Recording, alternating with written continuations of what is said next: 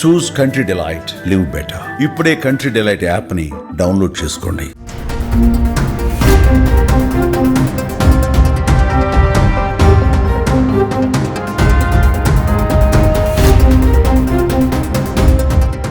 అందరికీ నమస్కారం. నేను Swaroopa Potlapalli. Welcome to Suman TV.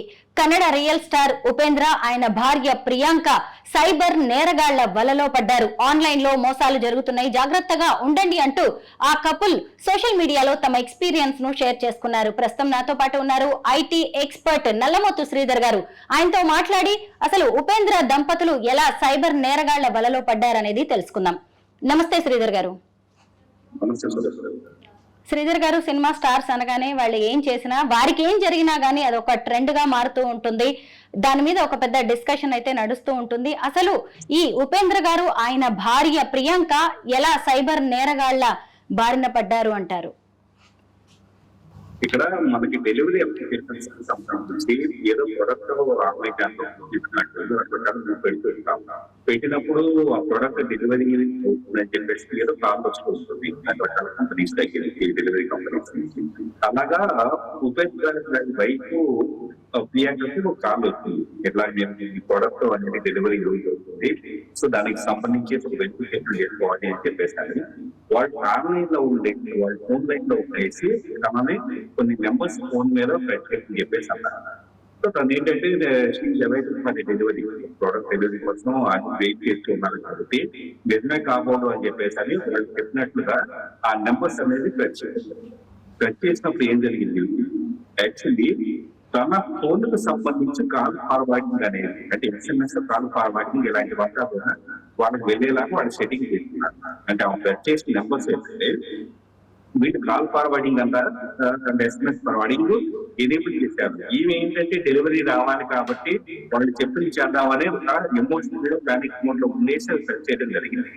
So ఇప్పుడు ఏమైంది, నెక్స్ట్ గూగుల్ పే, యూపీఐ వీటికి సంబంధించేసి కొన్ని మొబైల్ బ్యాంకింగ్ ఒక సీక్వెన్స్ ఆఫ్ కోడ్ ఉంటున్నాడు, దాన్ని ఎగ్జిక్యూట్ చేయడం అనేది జరిగి అమౌంట్ కొంత పోవటం, ప్లస్ వేల తరపు నుంచి వేరే వాళ్ళకి మెసేజ్ లేక డబ్బులు కావాలి ఇలాంటి మెసేజ్ వెళ్ళడం జరిగింది. దీని ఉపేంద్ర గారు వచ్చేటప్పుడు ఇలా మేము సైబర్ క్రైమ్ బారిన పడ్డాం అని చెప్పేసి అని పోస్ట్ చేయడంతో చాలా మంది అప్రమత్తమై ఉన్నారు.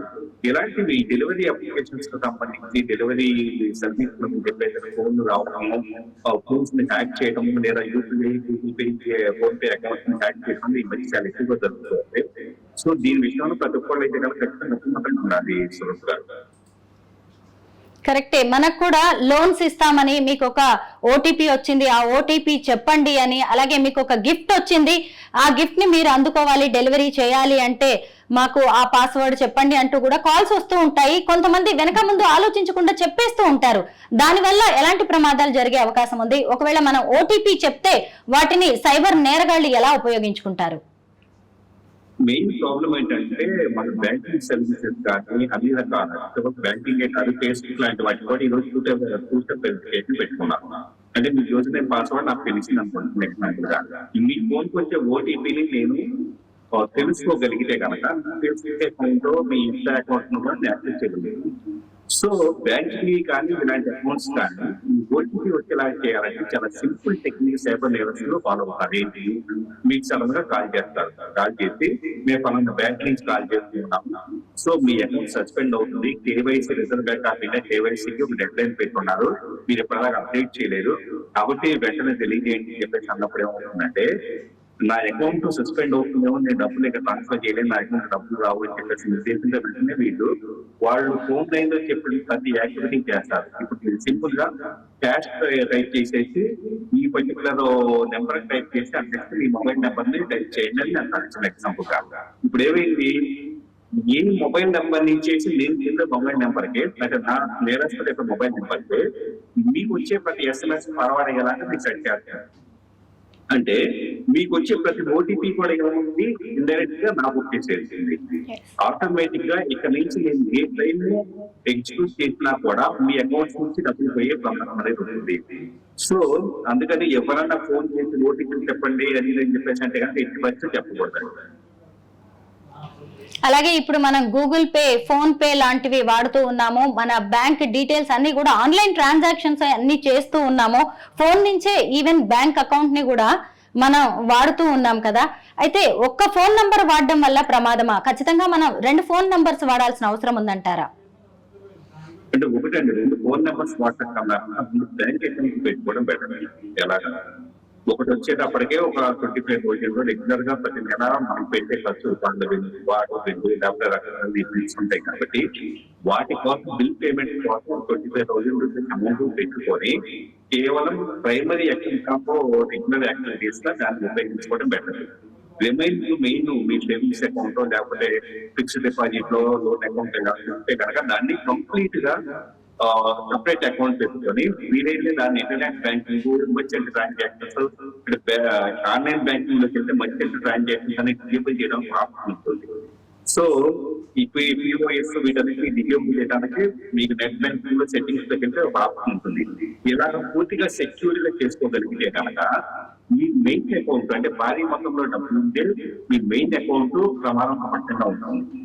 సో మీ రెగ్యులర్ అకౌంట్ 25,000 ఉంటాయి కాబట్టి మాక్సిమం. సో ఒకవేళ సైబర్ నేరం జరిగినప్పుడు పెద్ద ఇబ్బంది ఉండదు. So number of phone numbers maintain చేయడం కంటే కూడా ఇది బెటర్ థింగ్.